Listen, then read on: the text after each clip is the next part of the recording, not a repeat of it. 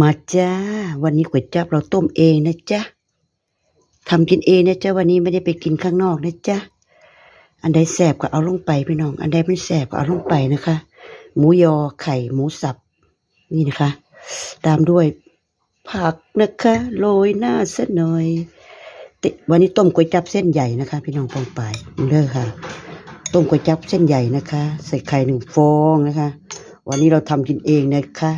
ถ้วยใหญ่ๆฉ่ำๆไปเลยนะคะ